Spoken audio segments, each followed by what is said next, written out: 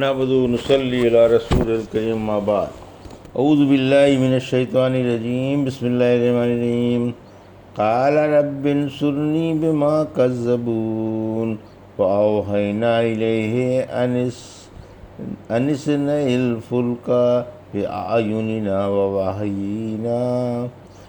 ووحینا فإذا جاء امرنا وفارت النور فاسلک فيها من كل زوجين اثنين وأهلك إلا من سبق عليه القول منهم ولا تخاطبني في الذين ظلموا إنهم مغرقون فإذا استويت أنت ومن معك على الفلك فقل الحمد لله الذي نجانا من القوم الظالمين وقل رب أنزلني منزلا مباركا وأنت خير المنزلين إن في ذلك لآيات وإن كنا لمبتلين ثم أنشأنا من بعدهم قرنا آخرين فأرسلنا فيهم رسولا منهم أن اعبدوا الله ما لكم من إله غيره أفلا تتقون وقال الملأ من قومه الذين كفروا وكذبوا بلقاء الآخرة وأترفناهم في الحياة الدنيا ما هذا إلا بشر مثلكم يأكل مما تأكلون منه ويشرب مما تشربون ولئن أتقيتم بشرا مثلكم إنكم إذا لخاسرون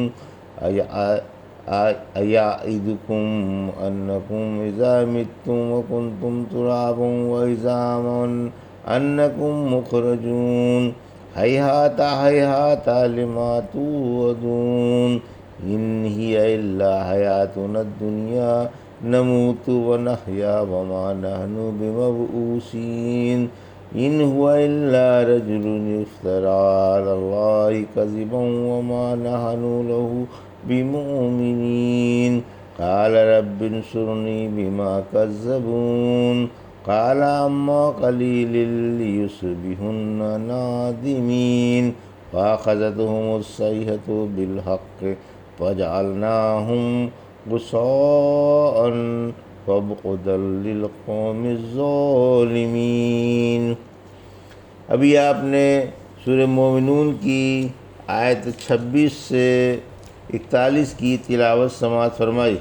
ان آیتوں کا ترجمہ اور تفسیر اس طرح ہے: قال رب انصرنی بما کذبون فأوحینا الیہ، آیت 22، آیت 26، فأوحینا الیہ ان اصنع الفلک بأعیننا ووحینا فإذا جاء امرنا وفارت النور فاسلک فيها من كل زوجين اثنين وأهلك إلا من سبق عليه القول منهم ولا تخاطبني في الذين ظلموا إنهم مغرقون، آیت 27۔ فإذا استويت أنت ومن معك على الفلك فقل الحمد لله الذي نجانا من القوم الظالمين، آیت 28۔ وقل رب انزلنی منزلا مبارکا وانت خیر المنزلین، آیت 29۔ ان فی ذلک لآیات وان کنا لمبتلین، آیت 30۔ ترجمہ: بولے اے رب ان کے جھٹلانے پر میری مدد فرما، آخر ہم نے ان کے پاس وحی بھیجی کہ تم ہمارے حکم کے مطابق ہماری آنکھوں کے سامنے کشتی بناؤ، پھر جب ہمارا حکم آ جائے اور تندور ابلنے لگیں تو اس میں ہر طرح کا جوڑا چڑھا لو، اور اپنے گھر والوں کو بھی علاوہ ان کے جن پر ان میں سے ہماری بات سبقت کر چکی ہے، اور خبردار کافروں کے بارے میں مجھ سے بات نہ کرنا، وہ سب ڈوبنے والے ہیں۔ پھر جب تم اور تمہارے ساتھی کشتی پر چڑھ جائیں تو کہو تمام تعریفیں اس اللہ کے لیے ہیں جس نے ہمیں ظالموں سے بچایا، اور کہو اے رب مجھے برکت والی جگہ اتار، اور تو بہترین اتارنے والا ہے۔ یقیناً اس میں بڑی بڑی نشانیاں ہیں اور بلا شبہ ہم جاننے والے ہیں۔ یہ تھا ترجمہ سورہ مومنون کی آیت 26 سے 30 کا تفسیر۔ آیت 26، حضرت نوح علیہ السلام نے اللہ سے مدد کی دعا مانگی۔ حضرت نوح علیہ السلام اپنے رب سے دعا مانگی کہ وہ ان کی قوم پر ان کی مدد فرمائے۔ دوسری آیت میں انہی کی طرف سے خبر دیتے ہوئے فرمایا، سورہ قمر، اے رب میں مجبور ہوں، تو ان سے بدلہ لے لے۔ یہاں فرمایا کہ اے رب قوم کے جھٹلانے پر میری مدد فرما۔ اللہ نے آپ کی دعا قبول فرمائی۔ آیت 27، اور آپ کو حکم دیا کہ نہایت ہوشیاری سے ایک مضبوط و مستحکم کشتی بنائیں اور اس میں ہر قسم کے جانوروں کے جوڑے اور ہر نوع کی بوٹیوں اور پھلوں کے پودے لاد لیں، اور اپنے گھر والوں کو اور ایمان والوں کو بحرز ان لوگوں کے جن پر پہلے ہی سے ہلاکت لکھی جا چکی ہے اور جو خاندان میں سے بے ایمان ہیں، جیسے بیوی اور ایک بیٹا۔ پھر فرمایا، ظالموں کے بارے میں مجھ سے بات نہ کرنا، یعنی جب تم یہ دیکھو کہ آسمان سے متواتر غضب کی بارش ہو رہی ہے اور قوم تباہ ہو رہی ہے، تو تم کو ان کی حالت زار پر ترس نہ آنے پائے کہ پگھل جاؤ اور عذاب کے ہٹ جانے کی اس لالچ میں دعا کر بیٹھو کہ شاید یہ لوگ ایمان لے آئیں، کیونکہ میں فیصلہ کر چکا ہوں کہ یہ بدستور اپنے کفر و شرک پر جمے رہیں گے اور اسی حالت میں ڈوب کر مریں گے۔ سورہ ہود میں اس قوم کے ڈوبنے کا واقعہ تفصیل سے گزر چکا ہے۔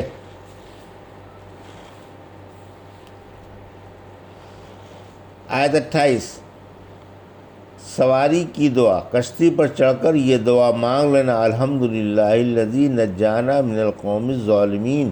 دوسری جگہ فرمایا، جعل لکم من الفلک والانعام، سورہ زخرف، اللہ نے تمہارے لیے بعض کشتیاں اور بعض چوپائے سواری کے لیے بنائے تاکہ تم ان پر چڑھ کر اپنے رب کی نعمتیں یاد کرو اور یہ دعا پڑھو، سبحان الذی سخر لنا ھذا وما کنا لہ مقرنین وَإِنَّا إِلَىٰ رَبِّنَا لَمُنْقَلِبُونَ۔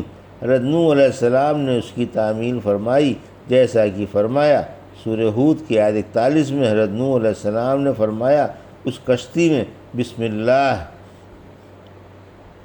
مجرہا و مرساہا پڑھ کر بیٹھ جاؤ۔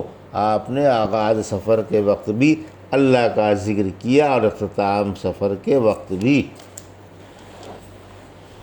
کافروں کا ڈوبنا اور مومنوں کا بچنا نبی کی صداقت کی دلیل۔ آیت 29، یعنی یہ دعا بھی پڑھ لو، رب انزلنی وانت خیر المنزلین، یعنی مومنوں کے بچانے میں اور کافروں کے ڈبونے میں نبی کی صداقت پر اور ان کی لائی ہوئی شریعت کی سچائی پر روشن اور صاف صاف بڑی بڑی دلیلیں ہیں، اور اس بات پر بھی کہ حق تعالیٰ مختار ہے، جو چاہے کرے، وہ ہر چیز پر قادر ہے اور ہر چیز کو اچھی طرح جانتا ہے۔ آیت 30، بعض انبیاء آزمائش ہیں۔ پھر فرمایا کہ ہم رسول بھیج کر لوگوں کو آزماتے ہیں کہ وہ ان کی بات مانیں گے یا ٹھکرا دیں گے۔ ثم انشأنا من بعدہم قرنا آخرین، آیت 31، فارسلنا فیہم رسولا منہم ان اعبدوا اللہ ما لکم من الہ غیرہ افلا تتقون، آیت 32، وقال الملأ من قومہ الذین کفروا وکذبوا بلقاء الآخرۃ واترفناہم فی الحیاۃ الدنیا ما ھذا الا بشر مثلکم یاکل مما تاکلون منہ ویشرب مما تشربون، آیت 33، وَلَئِنْ أَطَعْتُمْ بَشَرًا مِثْلَكُمْ إِنَّكُمْ إِذًا لَخَاسِرُونَ، آیت 34، أَيَعِدُكُمْ أَنَّكُمْ إِذَا مِتُّمْ وَكُنْتُمْ تُرَابًا وَعِظَامًا أَنَّكُمْ مُخْرَجُونَ، آیت 35، ہیہات ہیہات لما توعدون، آیت 36، إِنْ هِيَ إِلَّا حَيَاتُنَا الدُّنْيَا نَمُوتُ وَنَحْيَا وَمَا نَحْنُ بِمَبْعُوثِينَ، آیت 37، إِنْ هُوَ إِلَّا رَجُلٌ افْتَرَىٰ عَلَى اللَّهِ كَذِبًا وَمَا نَحْنُ لَهُ بِمُؤْمِنِينَ، آیت 38، قَالَ رَبِّ انصُرْنِي بِمَا کذبون آیت 39، قال اما قلیل لیصبحن نادمین آیت 40، فاخذتهم الصیحۃ بالحق فجعلناہم غثاء فبعدا للقوم الظالمین آیت 41۔ ترجمہ: پھر ہم نے ان کے بعد اور قومیں پیدا کیں، پھر ان میں انہی میں سے رسول بھیجے کہ اللہ ہی کی عبادت کرو، تمہارا اس کے سوا کوئی معبود نہیں، پھر کیا اس سے ڈرتے نہیں؟ اور ان کی قوم کے کافر سرداروں نے، جنہوں نے آخرت کے آنے کو جھٹلا دیا تھا، اور ہم نے انہیں دنیاوی زندگی میں خوشحال بھی بنایا تھا، کہا یہ تو بس تم جیسا ایک انسان ہے، جو تم کھاتے ہو یہ بھی کھاتا ہے، اور جو پیتے ہو یہ بھی پیتا ہے۔ اگر تم اپنے جیسے ایک انسان کی اطاعت کرو گے تب تو یقیناً تم بڑا نقصان اٹھاؤ گے۔ کیا یہ تم سے یہ وعدہ کرتا ہے کہ جب تم مر جاؤ گے اور مٹی اور ہڈیاں بن جاؤ گے تو تم پیدا کیے جاؤ گے؟ وہ بہت ہی دور ہے جس کا تم سے وعدہ کیا جا رہا ہے۔ ہماری زندگی صرف دنیاوی زندگی ہے کہ ہم پیدا ہوتے اور مرتے رہتے ہیں، ہم اٹھائے جانے والے نہیں۔ یہ تو ایک شخص ہے جس نے اللہ پر جھوٹ باندھ لیا ہے، ہم اس کی بات کا یقین کرنے والے نہیں۔ فرمایا اے رب، ان کے جھٹلانے پر میری مدد فرما، یا جلدی ہی یہ پچھتائیں گے۔ آخر کار بدقضائے عدل ایک چیخ نے انہیں آ پکڑا، پھر ہم نے انہیں کوڑا کر ڈالا، سو ان ظالموں پر اللہ کی مار ہو۔ یہ تھا ترجمہ آیت 31 سے 41 کا تفسیر۔ آیت 31 عادیوں یا سمودیوں کا بیان۔ ارشاد ہے کہ حق تعالیٰ نے حضرت نوح علیہ السلام کی قوم کے بعد دوسری قوم پیدا کی۔ کہا جاتا ہے کہ اس سے مراد عادی ہیں کیونکہ ان کے بعد یہی ان کے جانشین تھے، یا سمودی ہیں کیونکہ فاخذتہم الصیحۃ سے انہی کا ثبوت ملتا ہے۔ آیت 32-33 ہم نے انہی میں سے ان میں بھی رسول بھیجا جس نے انہیں توحید کی دعوت دی اور شرک سے نفرت دلائی، لیکن انہوں نے بھی اسے جھٹلایا، اس کی مخالفت کی، اس کی بات نہ مانی، اور محض اس وجہ سے اس کی پیروی نہیں کی کہ وہ ان جیسا ایک بشر ہے۔ انہیں انسانی رسول کی پیروی سے شرم آئی۔ انہوں نے قیامت کے دن اللہ کی ملاقات کو بھی جھٹلا دیا اور زندگی بعد الموت کا صاف انکار کر دیا، اور کہا معاد جسمانی ایک بے بنیاد مسئلہ ہے۔ مالداروں نے اور اونچے طبقے کے لوگوں نے اس میں حصہ لیا، اور زیر اثر لوگوں کو بھی اللہ کی راہ سے روکے رکھا، اور یہ کہہ کر انہیں سمجھایا کہ اول تو یہ ایک انسان ہے اور تمہاری طرح کھاتا پیتا ہے۔ اگر تم اپنے جیسے شخص کی ہر بات مان لو گے تو تم بڑے نقصان میں ہو۔ آیت 34 ذرا اس کے بے تکی باتوں پر غور تو کرو۔ کہتا ہے آیت 35 کہ تم مر کر اور گل سڑ کر پھر پیدا کیے جاؤ گے۔ یہ بات عقل و سمجھ سے کتنی بعید اور کتنی دور ہے۔ آیت 36-37 زندگی بعد الموت کچھ نہیں، بس یہی ہماری دنیاوی زندگی ہے۔ دنیا میں کوئی پیدا ہوتا ہے اور کوئی مرتا ہے، یہی سلسلہ جاری رہے گا اور دنیا کبھی ختم ہی نہ ہوگی۔ آیت 38 بلکہ یہ تو ایک جھوٹا شخص ہے جس نے اللہ پر جھوٹ باندھا ہے کہ میں اس کا رسول ہوں، تمہیں ڈرانے کے لیے آیا ہوں، تمہیں اللہ کو منہ دکھانا، اور زندگی بعد الموت یقینی ہے۔ ہم اس کی ان باتوں پر ہرگز ایمان لانے والے نہیں۔ آیت 39 نبی نے تنگ آ کر بد دعا کی۔ آخر رسول نے تنگ آ کر اپنے رب سے دعا مانگی کہ اے رب میری مدد فرما، میری قوم مجھے مانتی نہیں اور سخت مخالف ہے۔ دعا قبول ہوئی اور حق تعالیٰ نے آپ کو بشارت سنائی۔ آیت 40 کہ ان قریب یہ لوگ اپنے عملوں پر پچھتائیں گے اور آپ کی مخالفت و عداوت کا انجام ندامت و پشیمانی ہوگی، پھر کف افسوس ملتے رہ جائیں گے۔ آیت 41 آخر کار انہیں کفر و سرکشی کی وجہ سے ایک دلدوز چیخ نے آ پکڑا، بظاہر دلدوز شیخ کے ساتھ ساتھ تیز و تند اور سخت ٹھنڈی آندھی بھی آئی تھی۔ سورہ احقاف کی آیت 25 میں فرمایا اپنے رب کے حکم سے ہر چیز جڑ سے اکھاڑ پھینک رہی تھی اور ان کے گھروں کے سوا ان میں سے کوئی دکھائی نہیں دے رہا تھا۔ پھر فرمایا پھر ہم نے انہیں کوڑا بنا دیا، یعنی انہیں ہلاک و تباہ کر ڈالا۔ اب وہ لمبے لمبے مرے پڑے تھے اور سیلاب کے کوڑے کی طرح حقیر و ذلیل تھے۔ ایسے ظالموں کے لیے حق کی رحمت سے دوری ہی ہے۔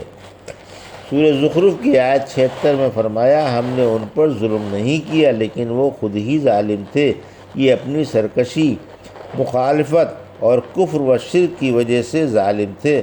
سننے والوں کو ان کے واقعے سے سبق لینا چاہیے اور انہیں رسول وقت کی مخالفت سے بچنا چاہیے۔ یہ تھا سورہ مومنون کی آیت 26 سے 41 کا ترجمہ اور تفسیر جو بھی آپ نے سماعت فرمائی۔ بارک اللہ لی و لکم فی القرآن الحکیم ونفعنی وایاکم بآیات الذکر الحکیم۔